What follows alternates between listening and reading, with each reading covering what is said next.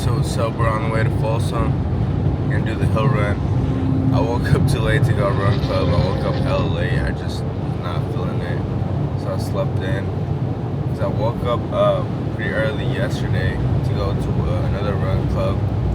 Right to that one at 7:30 a.m. But today I just was not having it. So I woke up super late. I'm gonna go to Folsom to do the hill run. Hopefully get 6 miles in. 3 miles up, 3 miles down. And yeah, it's just when you do something every day, man. As a pro boxer, it's you gotta live the lifestyle, and you gotta train every day. Today, I definitely don't feel like it. Obviously, it's like almost 3 o'clock, and I'm barely getting up. But you gotta put in the work. It don't really matter when you do it. It matters that you do it. That's what matters. But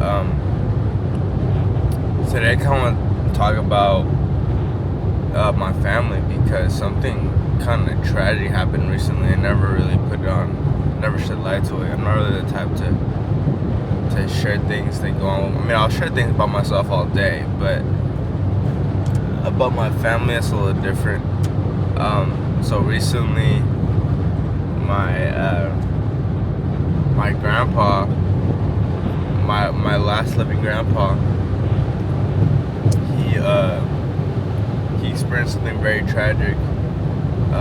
So Mexico, I'll tell you about Mexico. Mexico is it's a different country for sure, a whole different world compared to the USA, where people can do things and get. Well, I don't know about he didn't get away with it, but people can do things that you normally wouldn't ever see over here.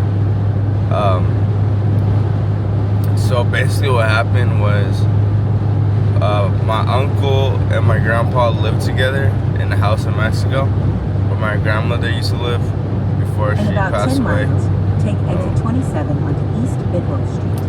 And basically one day some dude just came knocking on the door of my grandpa's house. My grandma comes out, and he said, "Hey, I'm looking for your son. I'm looking for what?" He probably didn't say his son. He probably said his name. So my uncle comes out because he was requested, and when he comes out, he just starts getting blasted. Like, he starts getting shot multiple times. He dies right there, and the shooter runs off. And then it's just like, what just happened? My grandma comes out, and he sees his body on the ground. Like, this is, I don't know what I'm telling you guys this, but yeah, that was not good. That was not good at all. So, long story short, my grandpa, and rightfully so, was not trying to go back to that house. Like, he was not trying to live there alone, and I wouldn't want to live there alone either. That's scary as hell.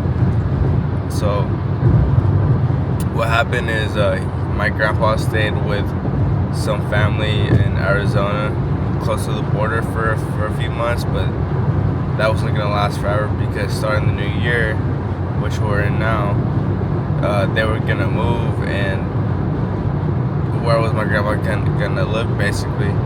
So my dad, being the good man that he is, he said, you know what, let's just take him in for now and watch him over here during these hard times.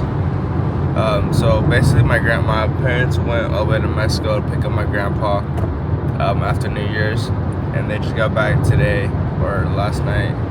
I don't know, one of the two. I think today.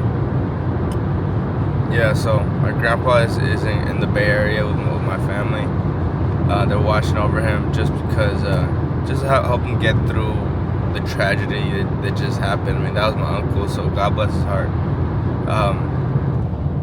It's just sad because that was like the last Sunday he had Speed that. check reported ahead on US 50. I mean, obviously he has my dad still, but it was the last son that he lived with. So now he's all by himself in Mexico. That's why we brought him over here to the U.S.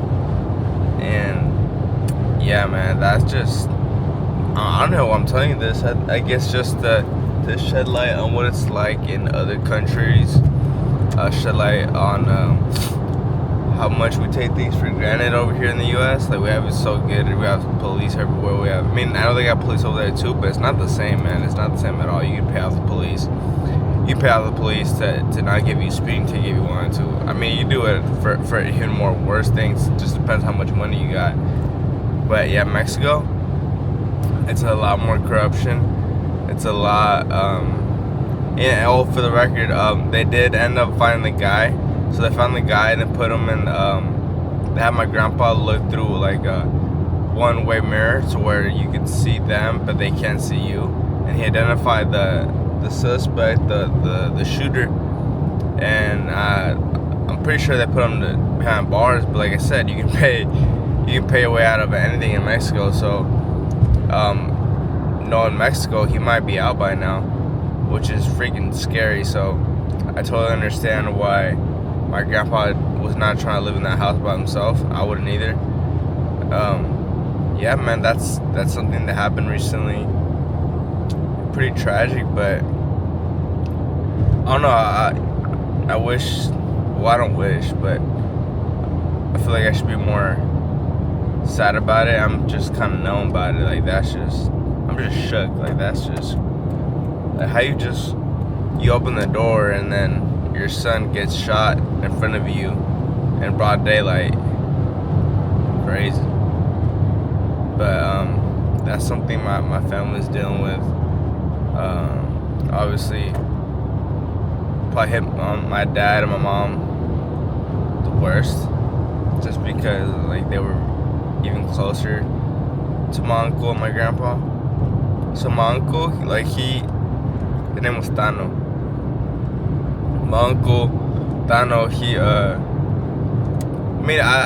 don't know. I never really socialized too much with family in Mexico, just because I'm never there. I'm always here in the U.S. and it's hard to socialize with people. I mean, I know there's the phones and whatnot, but it's not the same, going over there and actually getting to know somebody for real, versus just like a superficial conversation. So maybe that's why it didn't hit me as hard. I am still hurting for him, and I do feel I'm really hurting more for my family, just because, like, damn, like, that's just crazy. But yeah, I don't know. I guess the lesson I learned from this is that, like, we have all this opportunity here in the U.S., and all we have to do is make shit happen. That's all we gotta do, is make shit happen, and get up and try and do things. Like, that's literally all we have to do. We don't have to worry about anyone knocking on our door ready to kill us. We don't. Well, I mean, I guess technically we do still have that fear, but not really. Like I'm not worried about that. Like, I'm not worried about nobody knocking on my door to kill me. It is technically still possible, but like come on now. You know that's not gonna happen in the U.S.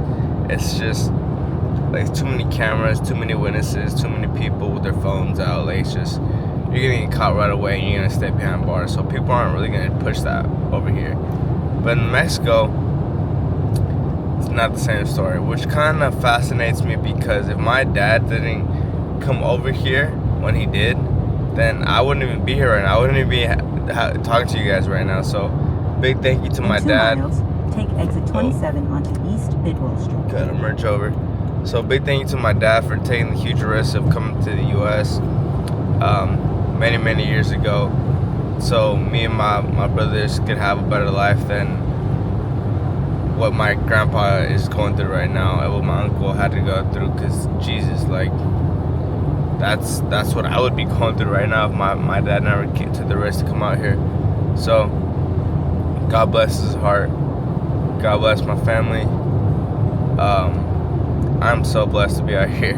I'm just like grateful to be out here and have all these opportunities and have the luxury of really taking control of my life. So if you're watching this, hope you found some value in this. Please subscribe and get up and do the work.